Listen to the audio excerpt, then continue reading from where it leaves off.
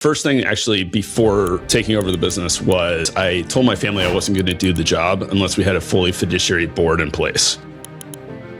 The biggest drag on any sort of culture or performance is usually the low performers that the team all knows about, but you've been hesitant to let go of. Everyone wants to work with other A players. They don't want to work with B or C players. They want to work with A players who inspire them. Most of the time, people don't know what their actual constraint is. I know that we could produce twice as much product as what we're currently selling. So that means that my constraint really is a sales constraint. Welcome to the CEO and the Salesman podcast, where we get to talk to some amazing business leaders, certainly in the technology world. Today, we're joined by Drew Allen. Drew Allen has had an amazing career already, and I'm very, very excited to talk to him today. So he's taken over a 30-year-old business his father started, and then decided almost immediately to really innovate and bring the business right forward into the future. They do predictive maintenance for some really traditional stuff. And then Drew's story is, I'm very, very excited to talk to Drew today. So welcome, Drew. How are you going? Hey, thanks for having me on, Matthew. I'm excited for this conversation today.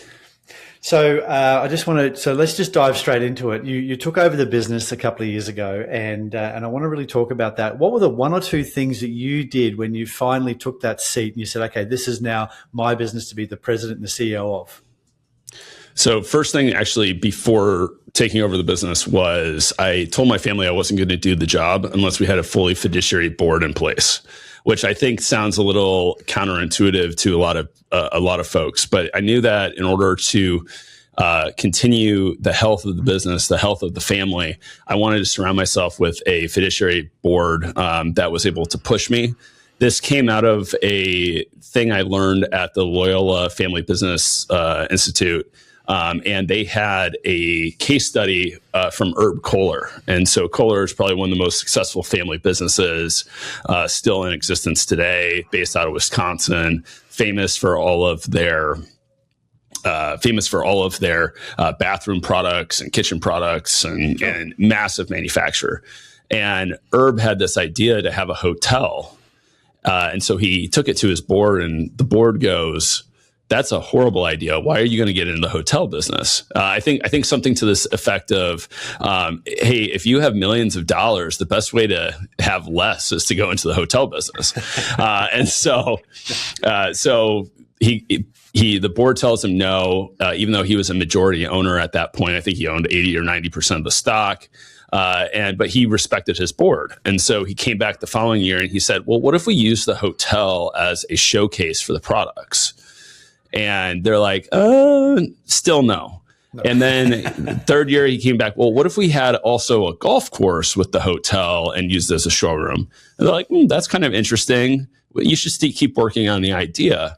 He ended up then signing an agreement with the PGA to have, I forget which championship plays there now, and signed a multi-year agreement with the PGA. And basically turned this hotel concept into the American Club, which is an incredibly successful resort up outside of Kohler, Wisconsin. Beautiful, award-winning, and really like a pillar of the Kohler brand. And they've continued to expand that brand. But the idea, he goes, the thing is the idea wasn't that at the beginning. He goes, it took refinement, and so. When you're entrepreneurial, you're oftentimes in need of editors. And so I knew that I'm in need of editors. And so I wanted to make sure I had the right team around me in order to edit me, who wasn't just my family. Because it's obviously harder for your family to tell you no. So that was step one. Step two was, we were coming out of the pandemic, and I wanted to make sure that we owned our core IP. And so led some acquisitions that really expanded our IP portfolio, as well as then really focused on this idea of the flywheel that I've gotten from Jim Collins. And I don't think that there's anything super unique about our flywheel. I think a lot of product businesses actually have a very similar flywheel, but our flywheel kind of is as follows. We start with amazing new products and services. If we do that well, we can't help but excite our channel. Once our channel is excited, they get us specified, whether that's by end users or OEMs. And as we get specified, those specifications go out to all sorts of other companies that produce things for the equipment that we go on. And that grows our revenues, our unit sales, as well as our customer base, which then expands the power of our brand, which allows us to really set high prices. And high prices are important because then that allows us to continue to reinvest in engineering and R&D to have amazing new products and services. And at each kind of stage of that circle, of that flywheel, we look at both leading and lagging indicators to make sure that, we're on track. And so for amazing new products and services, we look at NPVI, New Product Vitality Index, which we define as, new products released in the last 3 years, revenue from those products divided by the revenue, the current kind of period of revenue.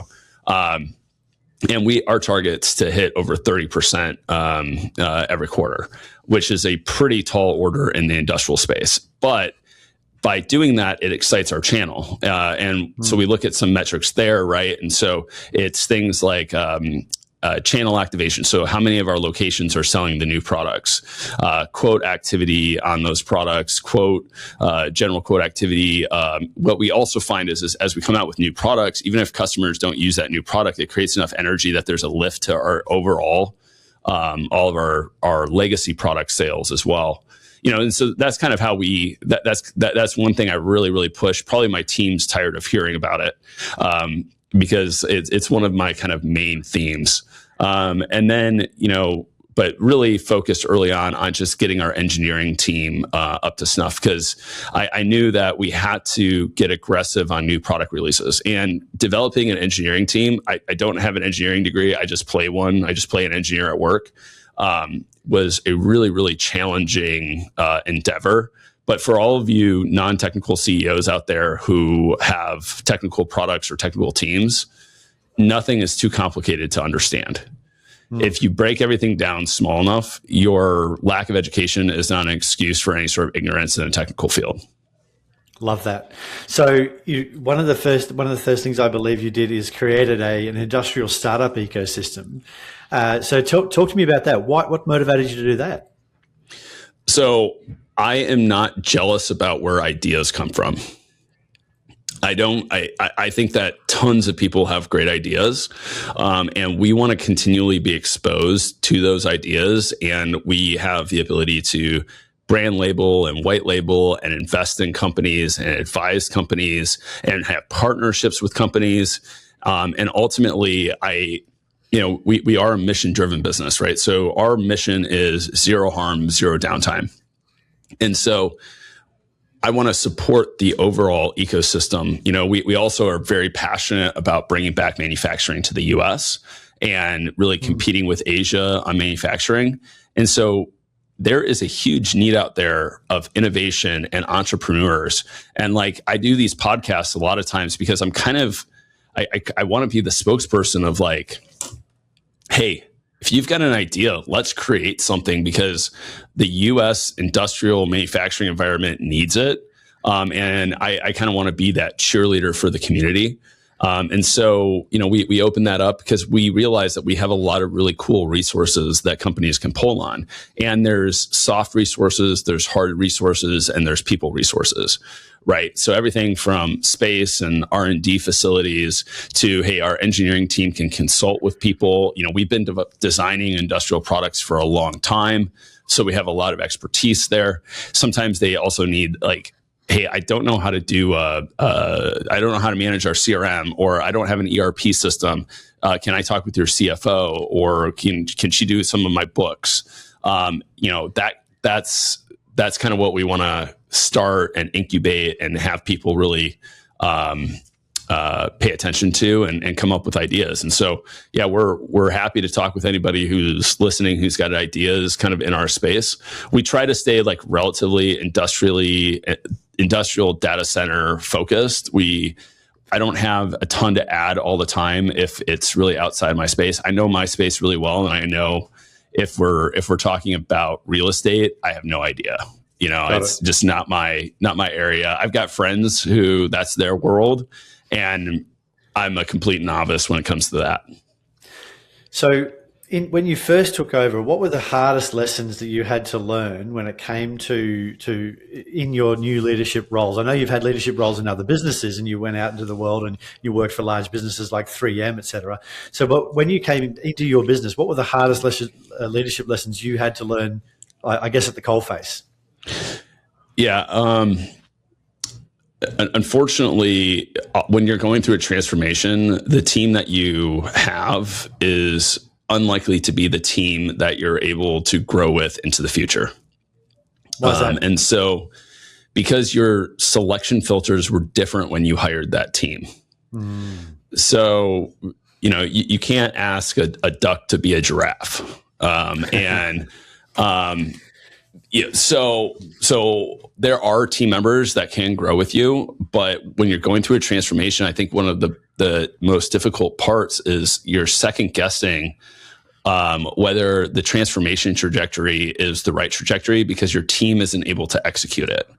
And so, we went through a lot of leadership transitions early, made bad hires, right? Because for the first time that you're in that CEO seat, you're trying to figure out what kind of people you need.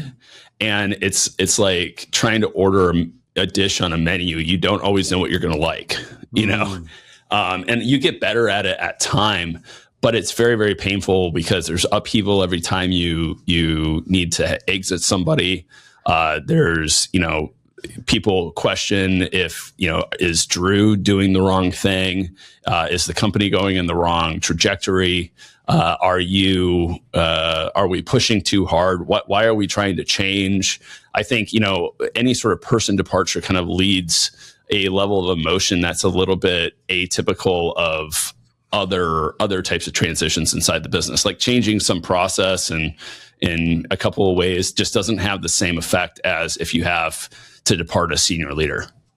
Cool. So, well, obviously you're doing something right. I believe that Grace has been voted like top 10 or top place to work in the last 7 years. So what does a high performance culture actually cost to maintain? Because obviously, if we're thinking about manufacturing, there's always inputs and outputs. What is it actually the process you go through, and how do you reduce friction when trying to build a great culture and a great business? Yeah. So we have a quarterly performance review system. Early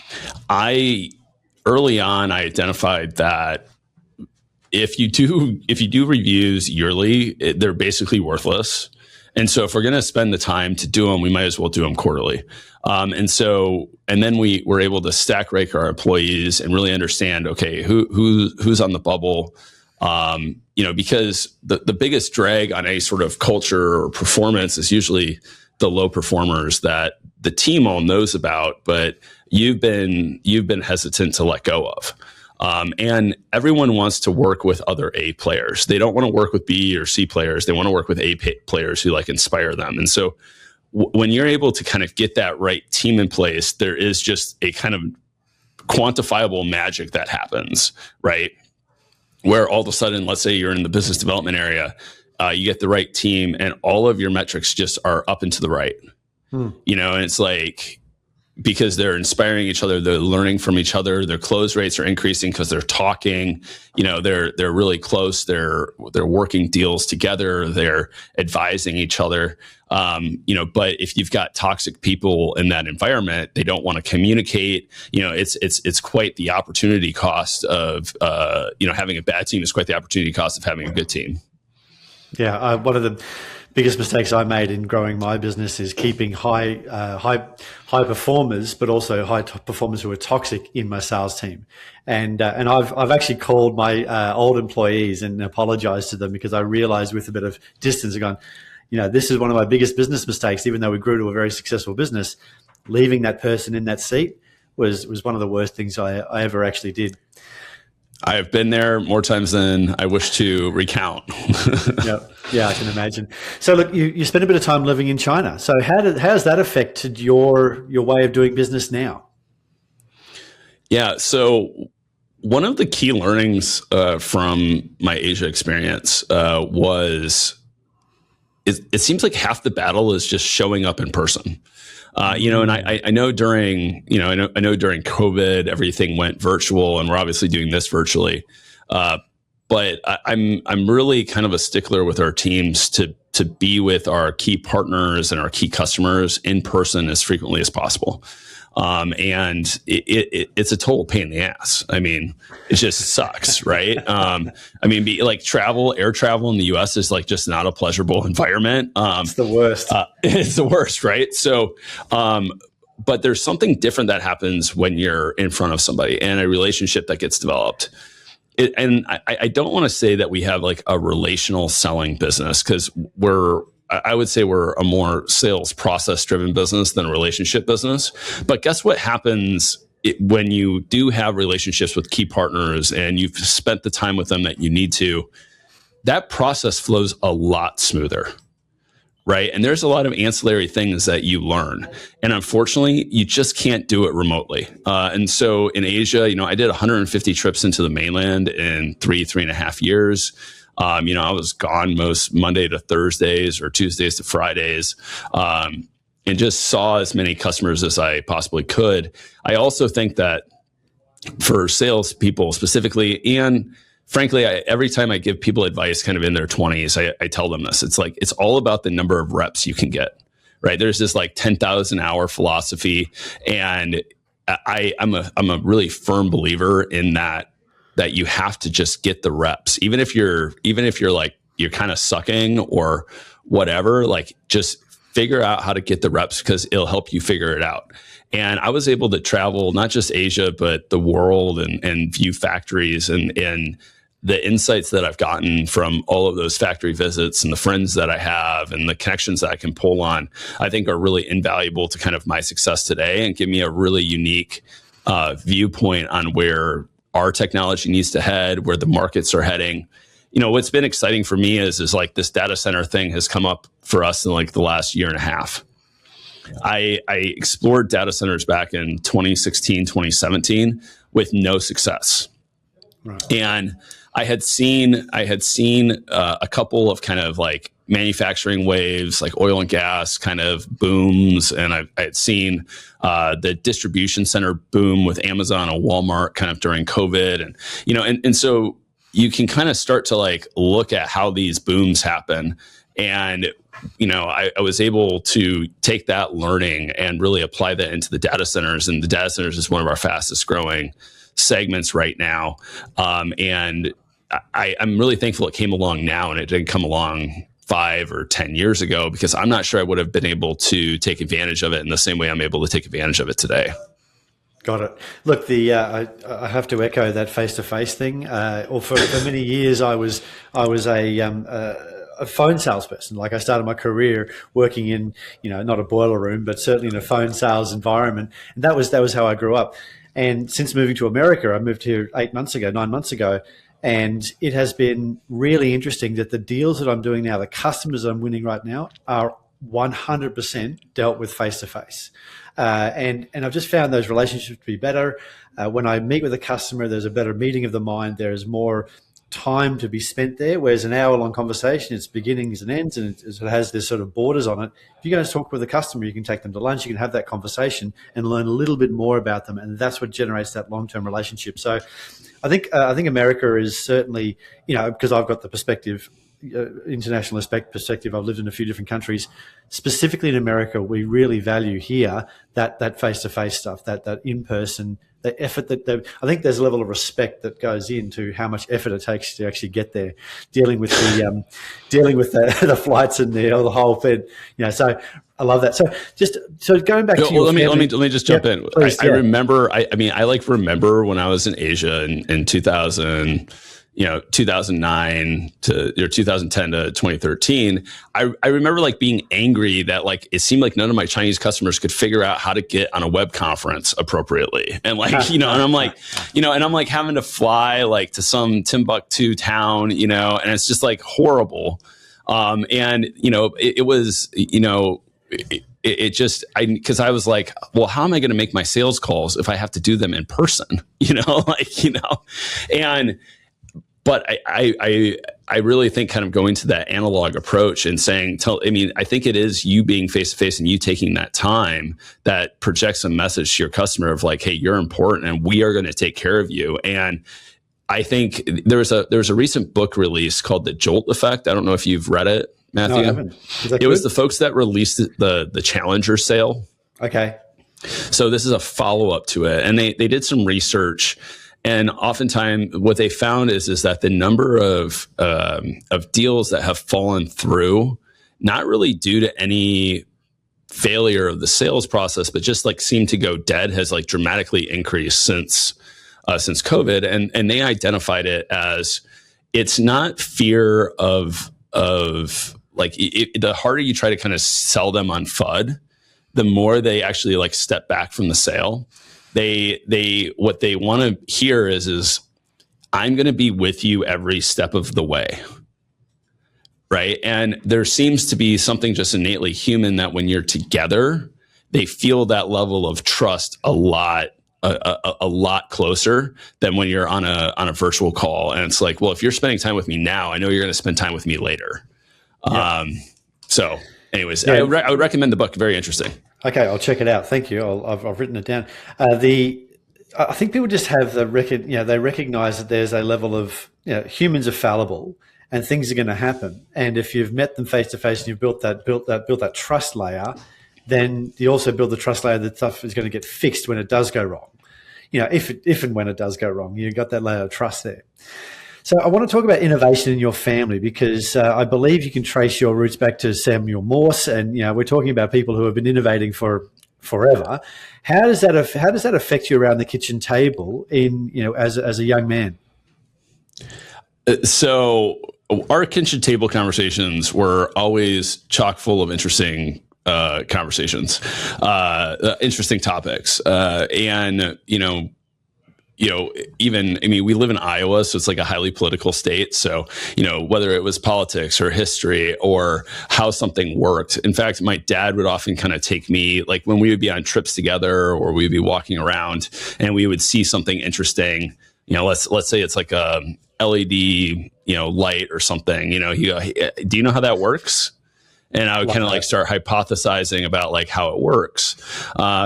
And I still do that with my kids of like, and we would be having these kind of like constant conversations, like kind of, I guess I didn't know it at the time, but it was kind of first principles. It was kind of like, it was like early training and first principles thinking.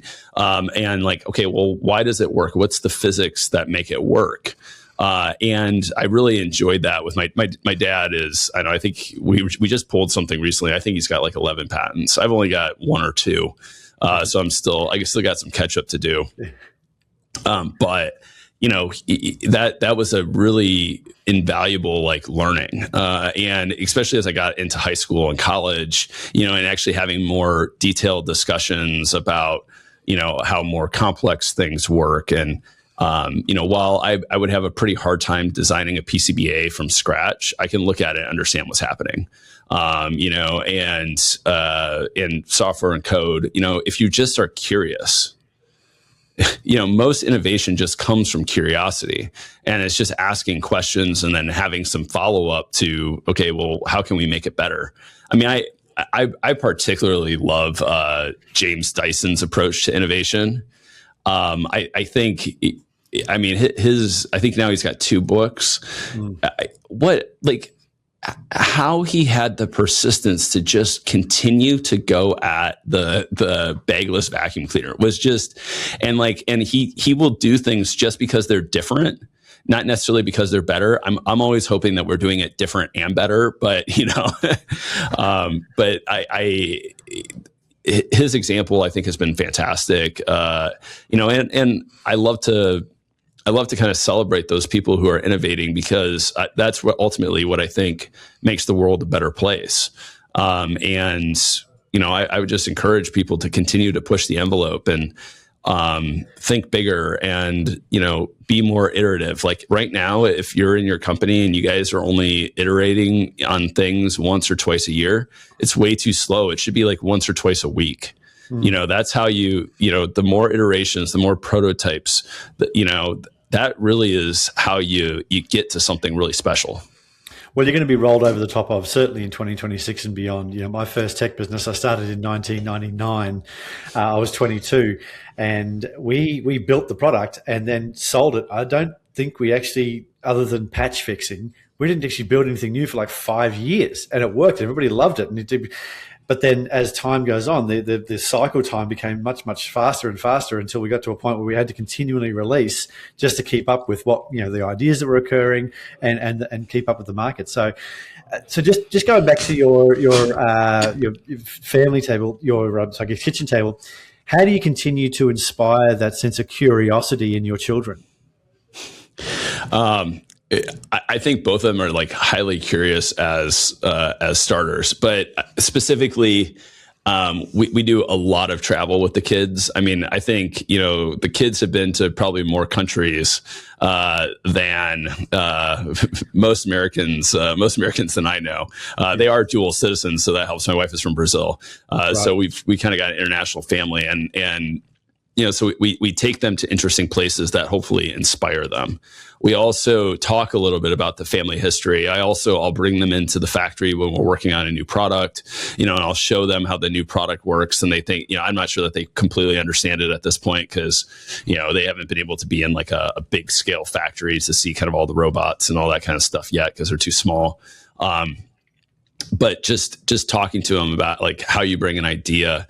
It was one of my goals last summer I didn't make, but I was wanting to start a business with my eldest son to really show him kind of how that whole business cycle works. He's super into ramen, and so we had an idea of kind of how to do a ramen business for kids, and just even even though we didn't launch it, just talking about it with him and going through it and sitting down and kind of creating the business plan and sketching out concepts was a fun thing. But ultimately, kids are naturally curious. So if you just serve them up opportunities and you have enough inspiration laying around, they're going to figure out a way to innovate on top of it and ask questions that you wouldn't always think to ask. Yeah, I love that. Taking your kids to work and actually seeing what you do every day is something I was able to get from my father as well. So I think that's super valuable because back in the day, not too long ago, kids followed in their family business, and you're doing that right now. But they would, if you were a blacksmith, you're a blacksmith, and whatever it was. So understanding, and then the developmental, I guess, sedimentary layering of skill and innovation and capability continues to create better and better tradespeople. And one of the biggest challenges I see is people go off to this amorphous thing called work. And the person comes home and then they watch TV, or they don't really talk about it. And then the kids the children come back into the world. They go, well, what do? I don't really have any context to operate within. And I think that's a real challenge. Well, and I think also everyone comes home, like most people come home from work and they only talk negatively about work. Mm. I mean, crazy. Let's say all your kids hear is how much work sucks. The bosses and us, the whole bit. It's like, well, of course, like, why are they going to be interested in, a future working, and so I'm not trying to sugarcoat things. I obviously have tough days, but I mean, I tell everyone, I'm like, I am lucky to do what I do. I have fun doing what I do. Yeah, there's tough days, but I chose it. And I try to have that attitude both at the office as well as with my kids, so that they understand that. And then I also layer in a little bit of like, guys, you understand I'm responsible for a lot of families, right? And the decisions that I make affect a lot of people. And so I chose that responsibility, but that responsibility is mine and mine alone. And I need to make sure that I'm doing the best, not just for our family, but for all these other families that rely on us. And I hope that a lot of parents would, speak a little bit more inspirationally about their jobs, unless they're lawyers. That's the lowest. That's asterisks. Conditions apply. So, what did you get out of working at 3M, and what ideas? So, sort of getting back to business here, and of course, we worked with a giant global organization. How do what did you keep from 3M, and what did you cast aside from 3M? So two things that 3M did really, really well while I was there, and we were really fortunate to actually be in a sub brand that 3M had acquired a few years prior to me coming on, called McGuire's. And so we were operated like an entrepreneurial entity, kind of outside of like the massive 3M hierarchy, which was like really, really cool. Like, in fact, we had MacBooks. Like, that was not IT approved, right? But there was two main things I really took away from 3M. One was the new product vitality index concept. We were launching new products rapidly at McGuire's 3M.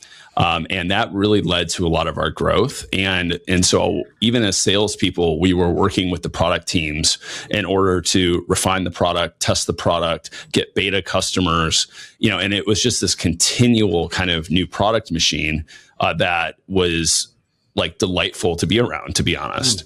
And then the second was really channel management. And so that channel management piece is super important for Grace.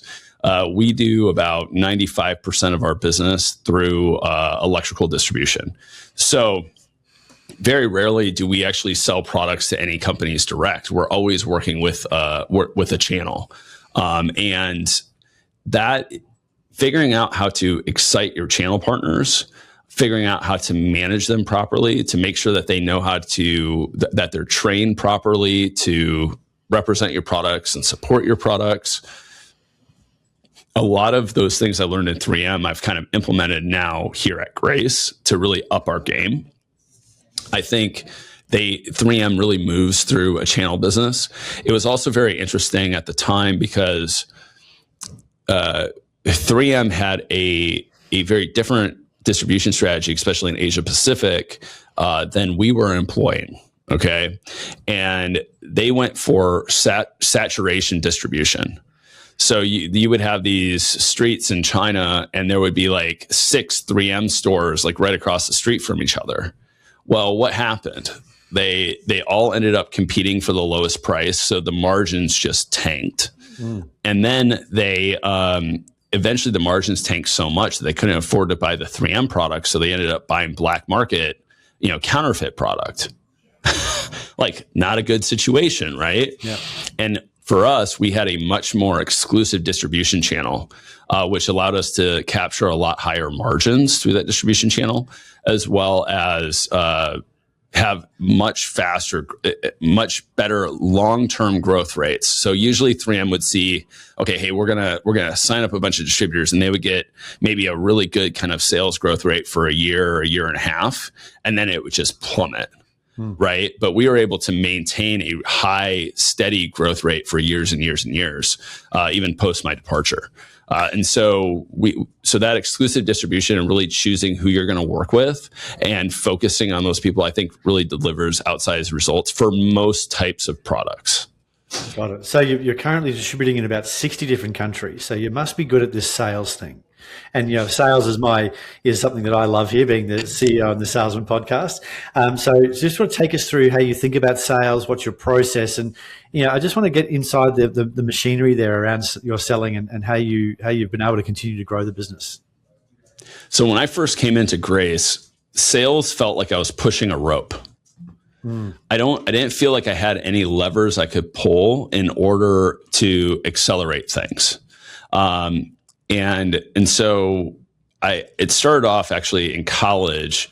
I would call trade show leads kind of as like part of my internship. And I saw these opportunities we were generating out of some of these leads. And I was like, oh, this is like really, really good. And so I actually found HubSpot very early on.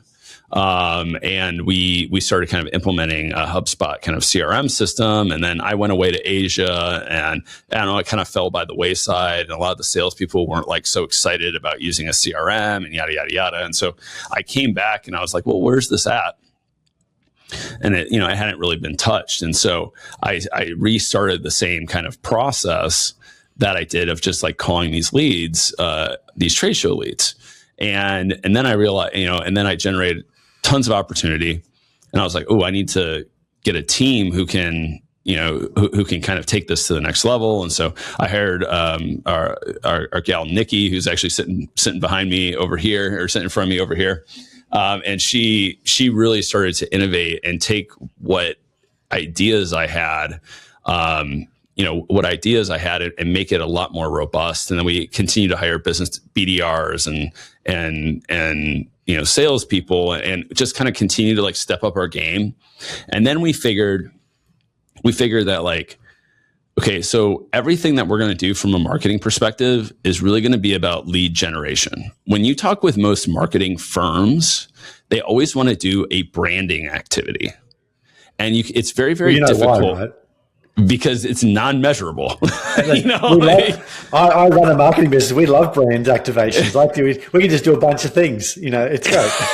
Yeah, there's no accountability. There's no measurement. It's like, I got this many impressions, and I'm like, well, who cares? Sure. I mean, buy my groceries with impressions, right? Right, exactly.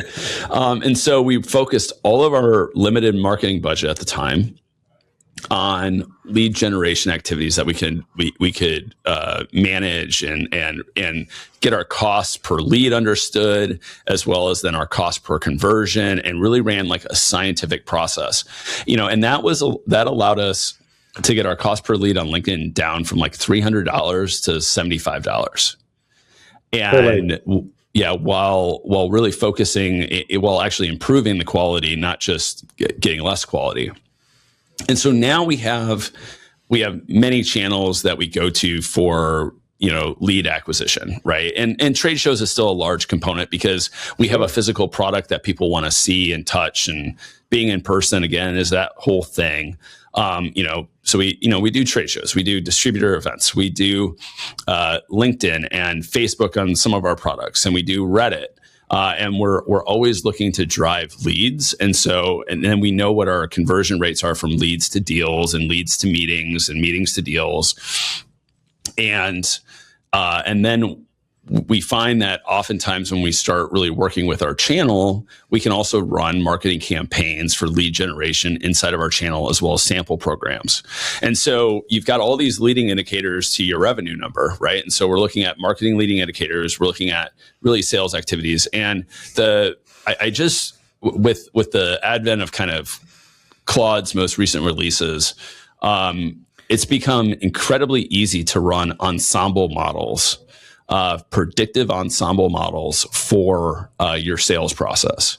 So if I could give advice to kind of any sales director or CEO right now, figure out what you think your leading indicators are, go into Claude, give it access to your data set, ask them to figure out what your sales cycle looks like. For us, it's usually kind of 9 to 12 months. So I had Claude go ahead and run a leg analysis. So like a 1 quarter, 2nd quarter, 3rd quarter, 4th quarter, and figure out which leading indicators are how tightly correlated into that process. Right. And so I know that, meetings are about a 6-month leading indicator to a sale, and it's got about a 0.88 R2 value. So it's pretty highly correlated, right? So, interesting. If I can increase the number of meetings in 6 months, I'm probably going to see more sales, like with an 88% kind of confidence level, right? So that's a pretty good thing. And I think a lot of people don't understand kind of how that sales process works. I think quantity has a quality all of its own. So I'm a little bit more focused on high throughput than maybe traditional folks are, because you just never know exactly what's going to like pan out. Like, especially in our environment, the customer base is so diverse and you can't know everything. And so sometimes you think something is going to be a small opportunity, and so, but you call them on the second thing. Well, they're working on a project for, I don't know, Disney, right? And it's huge. Well, you would have never known that they were working on a project for Disney. And next thing you know, you're working a $1 million deal with some really small firm that has some niche thing. And so in our world, while I would love to figure out a better predictive metric for lead scoring, right now I think just quantity has a specific, attachment to me. I love that. So you spoke earlier about selling through partners. Do you also do sales training, and you do build those processes out for your partners to help them sell your products more effectively? Yeah. So we just launched actually a new sales training platform for our distribution partners. I will say the challenge with any online training, or actually training in general, is just retention. And I think it's table stakes to have some amount of training ability, like some amount of training materials on demand, and try to get people trained.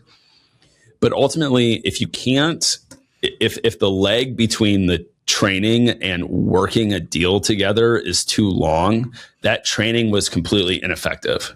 So there seems to be like you need to get activity to that person that you just trained within about a month. At least. Yeah. So at most, I mean. At least. At most. Yeah. And I think that's probably where a lot of training programs fail, is that they don't get to activity fast enough post training program. That's where we want our RSMs, when people get trained, we want them to be able to go out on joint sales calls with them post the training in a relatively rapid manner, so that they can actually pitch your products. You can be there. And the more that you can actually work a project together, the more they're going to retain that information, because it went from just like clicking a button on the screen to a real tangible thing. And so when you're working through a channel or even an internal team, I think it's the same thing. I think you gotta put your training into action like immediately. Otherwise, 100%. They're just not going to remember. Well, you think of sports teams. They spend 90% of their time training. Curry puts up 500 shots a day.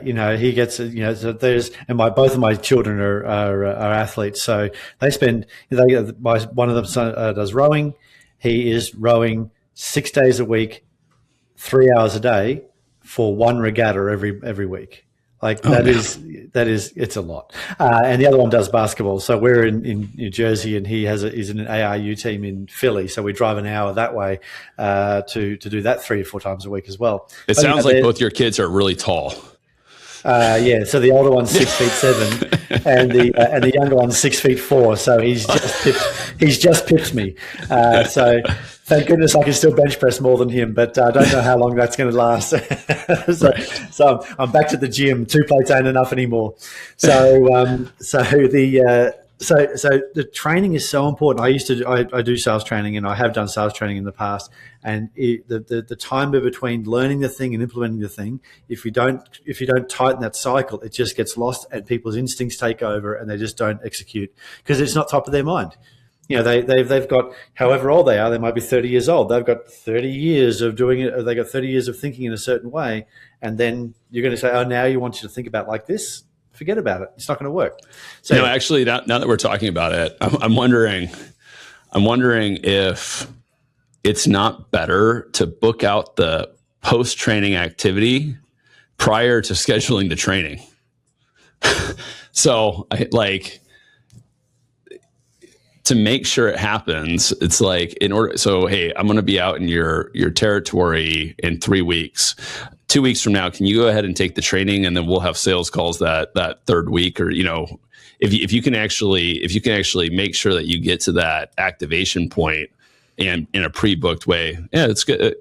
I'm sure my team will love me coming back from podcasting with ideas. Here's a new thing to do. Yeah, here's a new thing to do. Yeah. No, but they're all just hanging around doing nothing anyway, right? They're just hanging out, sipping coffee. Don't worry, it's all good. Yeah.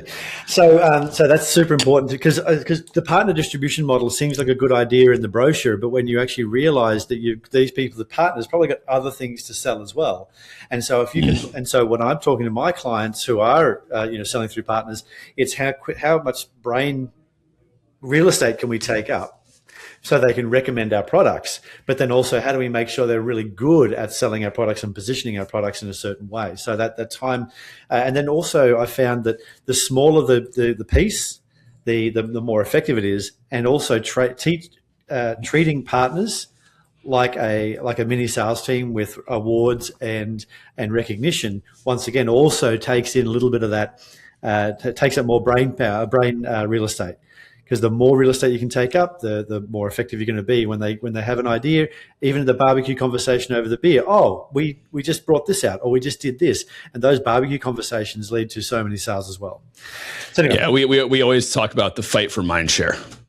That's always the topic of our conversation. And occasionally, so we have this easy to do business with model, and we have sometimes question our model, are like, we too easy to do business with because there's no friction that people, it's like sometimes the adding in a little friction allows you to maintain mind share, but it's got to be the right kind of friction.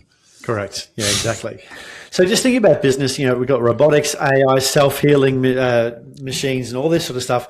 Where does the hype finish and the real commercial opportunity begin for your perception in your market at the moment? Look, AI is real. I think, but the vast majority of returns on AI in an industrial environment are not going to be LLM based. Unless the LLMs enable you to be able to create real machine learning models, right? So most of the magic, when I was at a conference, Merck was presenting, they ended up winning some award, and they were able to use predictive machine learning models in order to increase their yield on some cancer drug by like 80%.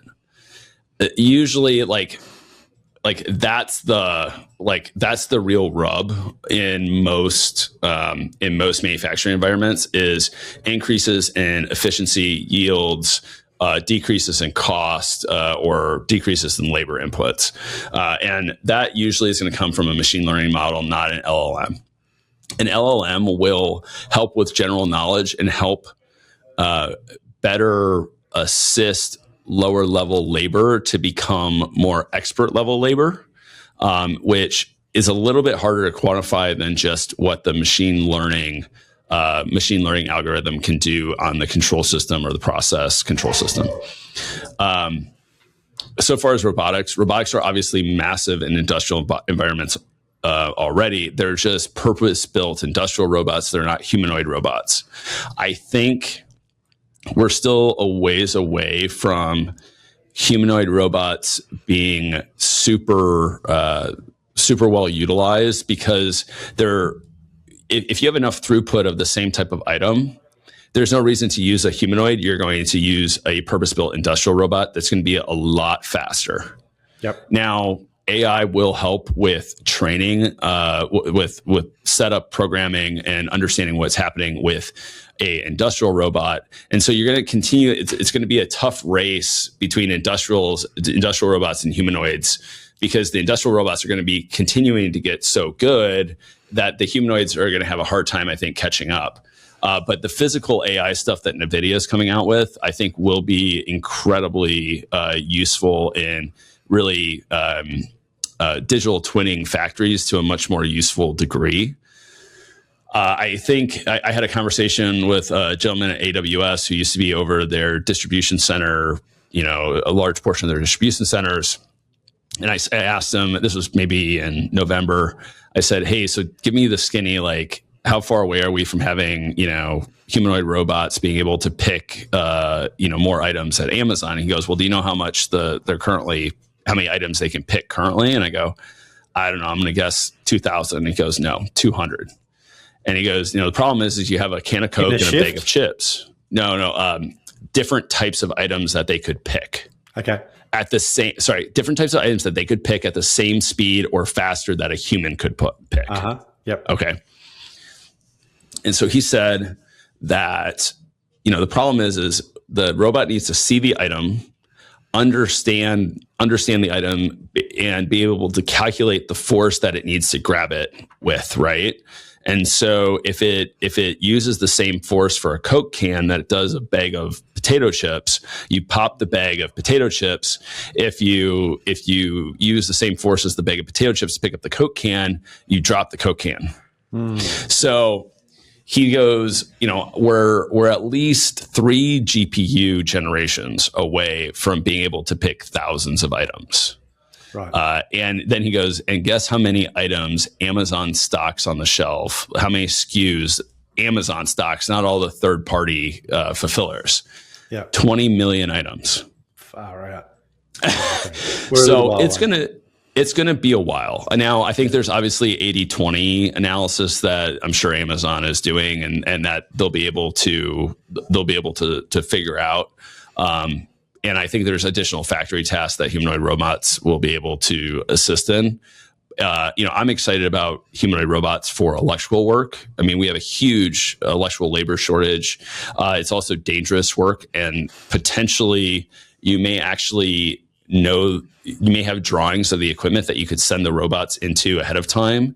And so you could have the robot be knowledgeable about the type of equipment it's working on before it goes off to do the job, so that that amount of processing power might not be so intense on the robot. You may be able to do more finite tasks easier.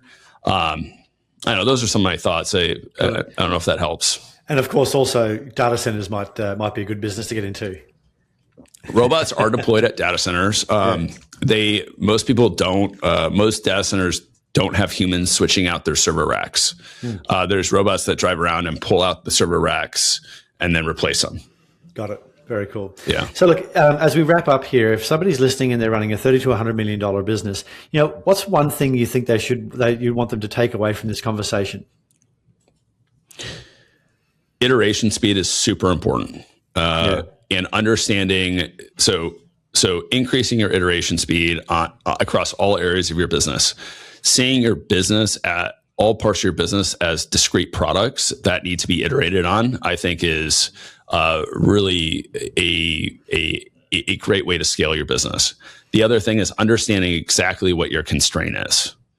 So there's this book by Eli Golden. I don't know, this guy named Eli. Eliyahu Goldratt. Elliot. Like the goal. It's called the goal. Put it the goal. Put it in the show notes. Put it in the show notes.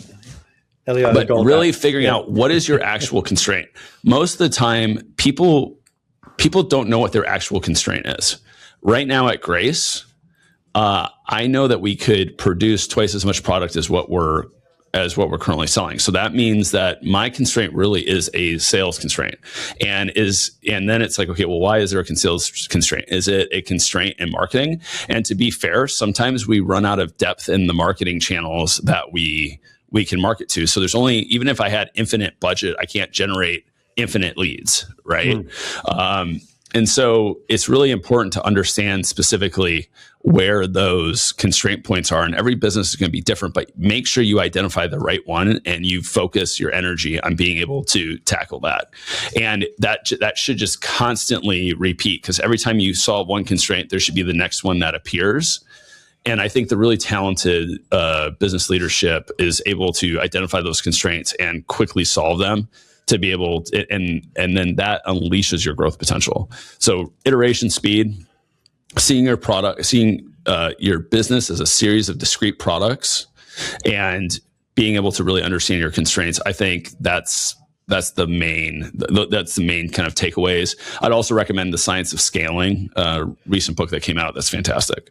Yep. Have you read the Phoenix Project, which is like the technology version of the goal? No, I haven't. I'll have to write that down. Okay, the Phoenix Project. The Phoenix Project. It's basically the same narrative style of storytelling that the goal has, but written for around a technology project. And it's really good. It reinforces it and uses real life examples of how the ideas of manufacturing and theory of constraints have been brought into technology. I was working for a company, and those two books were required reading for every new employee because they needed a common language. My team loves it when I require reading. That's it. Yeah. So once again, they're not doing much. They're just hanging out, sipping coffee. So here's some books and here's some new ideas about sales training. Perfect. I'm sure they're loving it. Anyway, look, hey Drew, I've really enjoyed this conversation. If there's anything that you'd like to leave the audience with, what would you like to share? Hey, so hit me up on LinkedIn, Drew Allen, CEO of Grace Technologies. My email is drewa@gracetechnologies.com. If you guys look, if you have products that you think are interesting in the industrial space or ideas, we love to help commercialize them. If you've got a startup where we actively invest in startups, I'd love to advise startups.